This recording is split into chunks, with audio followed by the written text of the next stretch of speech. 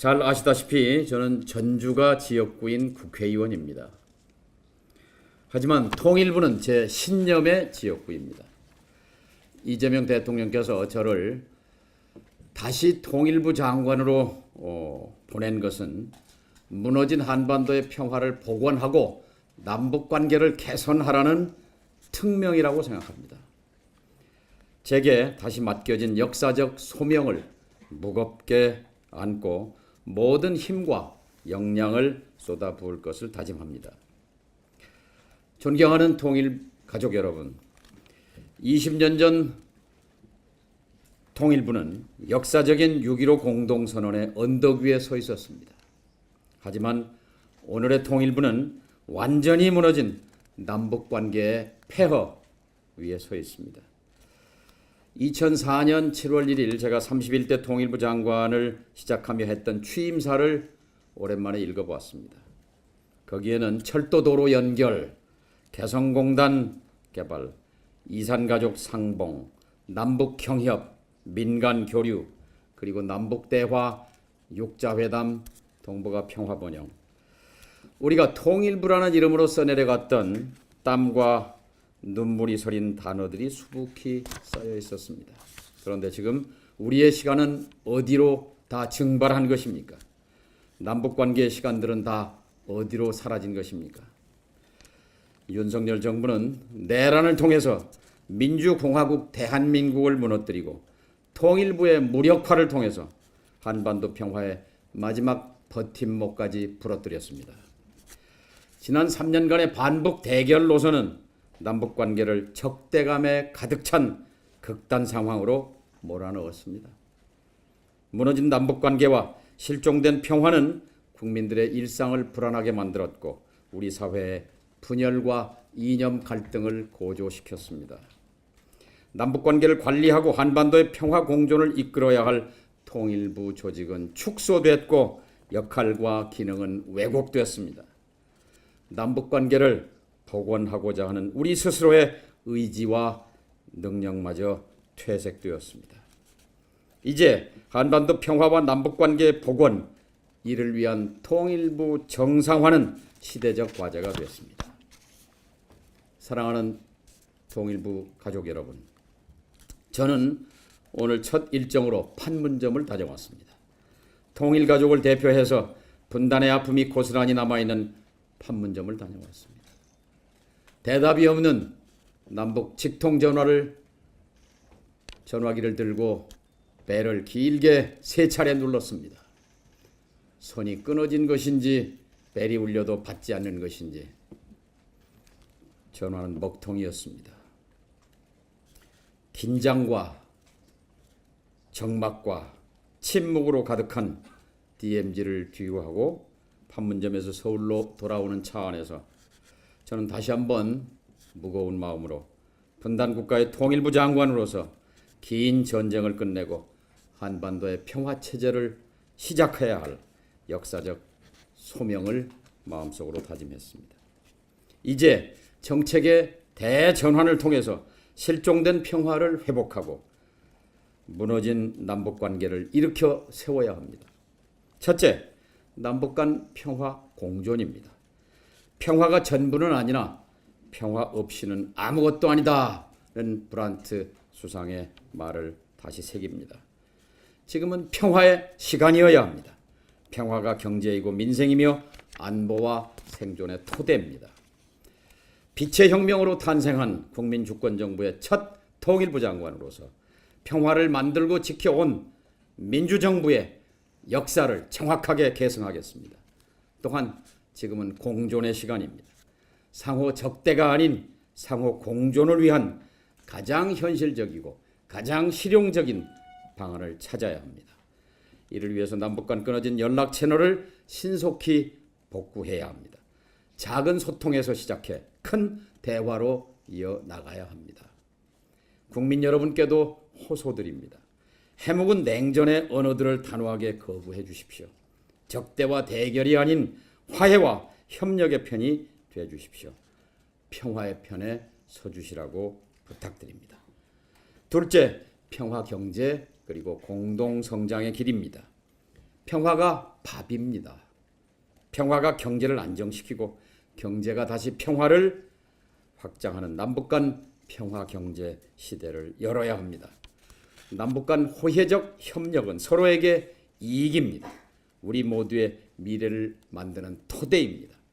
과거 개성공단이 민간의 땀과 헌신으로 이루어졌듯이 새로운 평화 경제의 미래 역시 민간이 주도하게 될 것입니다.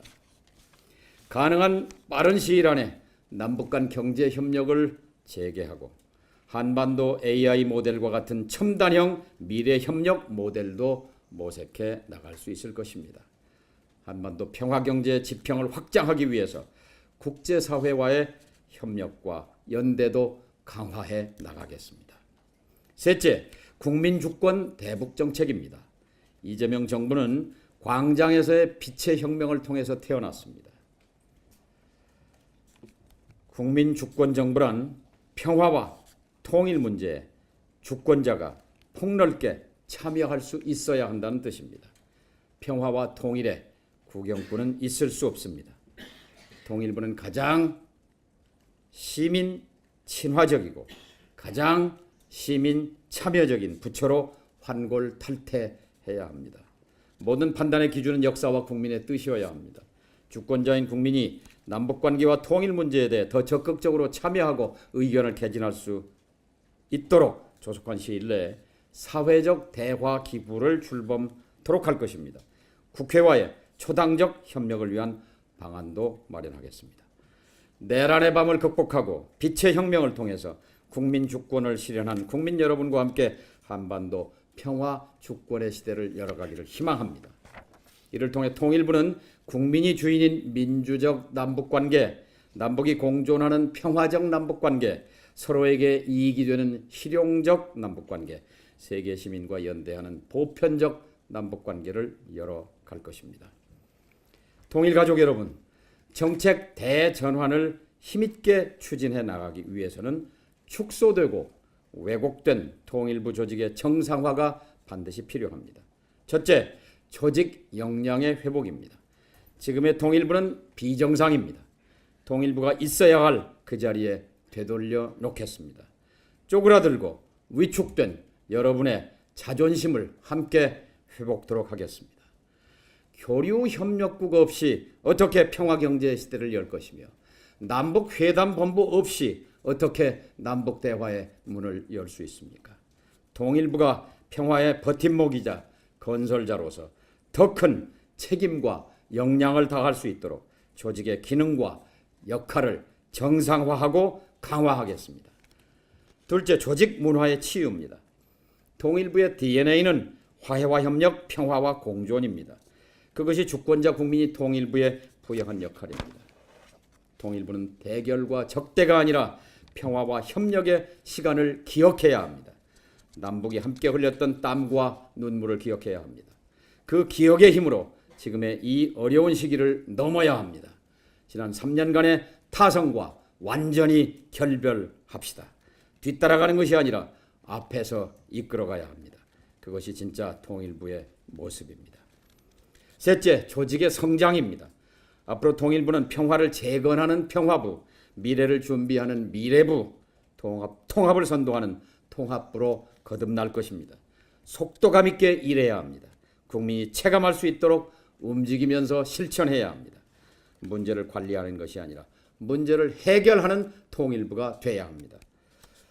분단을 관리하는 것이 아니라 분단을 극복하기 위해 도전하는 통일부가 돼야 합니다. 여러분이 열정과 역량을 마음껏 펼칠 수 있도록 조직의 정상화를 위해 제가 앞장서 뒷받침하겠습니다. 통일부 장관으로서 기회가 주어진다면 한반도 평화특사의 역할도 적극 해나갈 것입니다. 통일부의 역할을 국제 무대까지 능동적으로 확대하여 한반도 평화체제의 문을 함께 열어나가기를 희망합니다.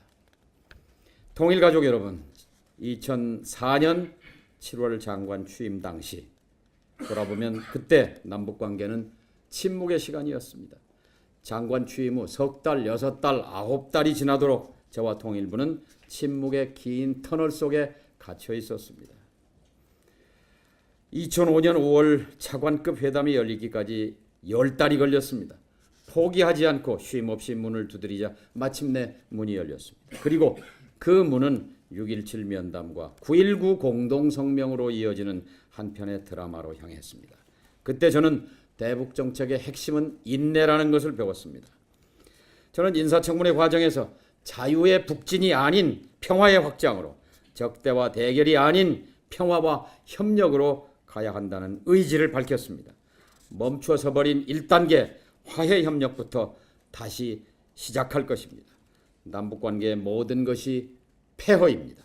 완전히 무너지고 끊어지고 사라졌습니다. 개성 평화도시를 재건하는 일, 금강산으로 가는 길을 다시 여는 것은 끊겼던 혈관을 잇는 일입니다. 평화의 혈관입니다.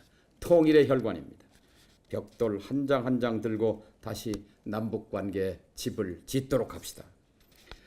마지막으로 북한의 책임 있는 당국자들에게 제안합니다. 남북관계는 불1, 불2의 관계입니다. 하나도 아니고 둘도 아닌 관계입니다. 지난 2021년 김정은 위원장은 대남 대미 관계와 관련해서 강대강, 선대선의 원칙을 천명했습니다. 그런 측면에서 본다면 지난 3년은 남북 간의 최악의 시간, 적대와 대결로 서로를 맞받아쳤던 강대강의 시간이었습니다. 이제 강대강의 시간을 끝냅시다. 선대선의 시간으로 바꿔야 합니다. 최근 우리 국정원이 대북 방송을 중단하자 북측은 방해 전파 송출을 중단했습니다. 지난 6월 달에는 우리가 대북 확성기를 끄자 북측이 소음 방송을 중단했습니다. 선대선의 조치입니다. 냉전의 유물이었던 대북 심리전 방송, 확성기 방송을 중단한 것이 신뢰 회복의 첫 신호였듯이 앞으로 남과 북은 무너진 신뢰를 하나씩 쌓아갈 것입니다. 서로 군사적 긴장 완화를 위해서 노력하다 보면 다시 머리를 맞대고 대화를 시작할 날도 올 것입니다. 6년은 너무 길었습니다. 일체의 대화가 중단된 6년은 남과 북 모두에게 피해와 후퇴를 안겨준 어리석은 시간이었습니다. 적대와 대결의 시간을 뒤로하고 다시 화해와 협력의 시대를 열어갑시다. 1991년 보수정부 아래서 맺었던 기본 합의서에서 약속한 대로 남과 북은 서로 상대방의 체제를 인정하고 존중하는 바탕 위에서 평화 공존의 시대를 새롭게 열어가야 합니다. 2000년 6.15 공동선언과 14선언, 그리고 4.27 판문점 선언과 9.19 평양 공동선언의 정신으로 되돌아가야 합니다. 엉킨 실타래를 풀되 푸는 데서 그치지 않고 함께 옷 한 벌을 지어 입읍시다. 이것은 5000년 역사의 명령이고 현재 의지이고 미래를 후대들에게 떠넘기지 않아야 할 도리입니다. 엉킨 실타래를 풀면 한 벌 옷이 됩니다. 올해 12월 26일은 시인 김소월이 진달래꽃을 펴낸 지 꼭 100년이 되는 날입니다. 이런 경사를 남과 북이 함께 누려야 되지 않겠습니까? 진달래꽃 100년 공동행사를 같이 할 수 있다면 얼마나 좋은 일이겠습니까? 존경하고 사랑하는 통일가족 여러분, 우리에게는 금단의 선을 넘어 역사를 만들었던 기억이 있습니다. 인내심을 갖고 저 멀리 아른거리는 평화를 향해 나아갑시다. 용기를 갖고 우리 앞에 놓인 장애물들을 넘어섭시다. 오늘 저와 여러분의 만남은 단순한 재회가 아닙니다. 새로운 시작을 향한 첫 출발선입니다. 오늘부터 다시 시작합시다. 여러분을 믿고 제가 앞장서겠습니다. 감사합니다.